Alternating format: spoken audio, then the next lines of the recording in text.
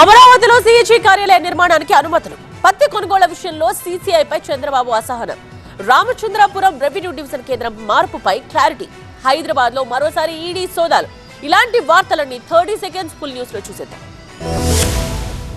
AP రాజధాని అమరావతిని పూర్తిస్థాయి పాలన కేంద్రంగా తీర్చిదిద్దే దిశగా కేంద్ర ప్రభుత్వం నుంచి మరో కీలక ముందడుగు పడింది. కంట్రోలర్ అండ్ ఆడిట్ జనరల్ కార్యాలయ భవన నిర్మాణానికి పరిపాలన అనుమతులు లభించాయి. రాష్ట్ర ప్రభుత్వం కేటాయించిన 2.5 ఎకరాలలో అత్యాధునిక సదుపాయాలతో భవన నిర్మాణానికి అనుమతులు వచ్చాయని కేంద్ర మంత్రి పెమ్మసాని చంద్రశేఖర్ ఎక్స్ వేదికగా వెల్లడించారు.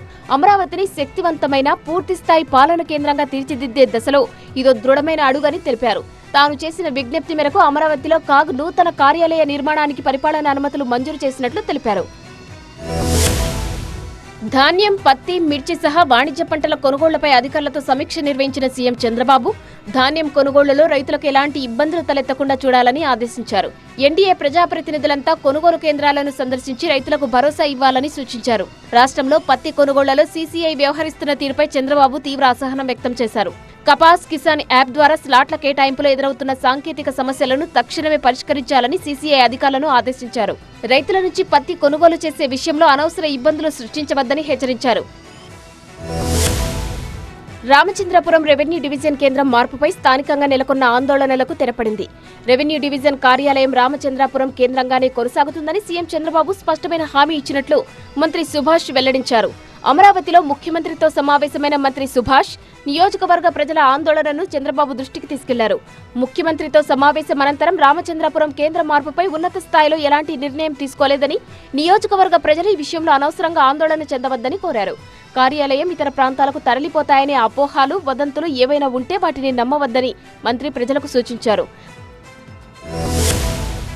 హైదరాబాద్ లో మరోసారి ఈడీ సోదాలు చేసింది. Bhuvanateja real estates infra కంపెనీపై ED సోదాలు నిర్వహించింది. Bhuvanateja infra company pre launch పేరుతో కస్టమర్ల నుంచి 70 కోట్లకు పైగా వసూలు చేసినట్లుగా ఆరోపణలు ఉన్నాయి. ప్లాట్లు ఇస్తామని చెప్పి డబ్బులు తీసుకుని మోసం చేసినట్లు ఇప్పటికే హైదరాబాద్ సీసీఎస్ లో భువనతేజపై కేసు నమోదైంది. సీసీఎస్ కేసు ఆధారంగా ఈడీ అధికారులు విచారణ చేస్తున్నారు.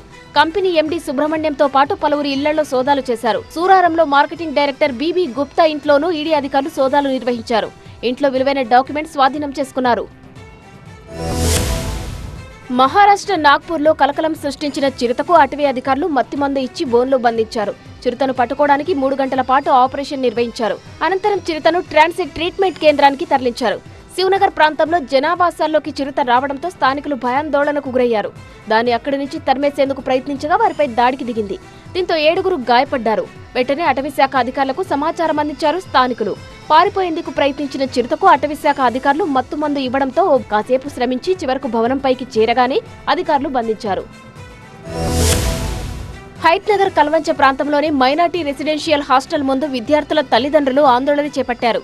హాస్టల్ను వేరే ప్రాంతానికి తరలించేందుకు అధికారులు చర్యలు చేపట్టడంతో ఆందోళనకు దిగారు. కనీసం తమకు సమాచారం ఇవ్వకుండానే హాస్టల్ను తరలిస్తున్నారని ఆరోపించారు. ఇప్పటికిప్పుడు హాస్టల్ను వేరే ప్రాంతానికి తరలిస్తే విద్యార్థులు ఇబ్బంది పడతారని ఆవేదన వ్యక్తం చేశారు. మరో 3 నెలల్లో పిల్లల చదువులు పూర్తి కానున్నాయని, ఈ సమయంలో హాస్టల్ మారిస్తే పిల్లల చదువులకు ఇబ్బందులు తలెత్తే అవకాశాలు ఉంటాయని తల్లిదండ్రులు చెబుతున్నారు. ఈ విద్యా సంవత్సరంలో హాస్టల్ తరలింపు విషయంలో ఎలాంటి నిర్ణయం తీసుకోవద్దని అధికారులను కోరారు.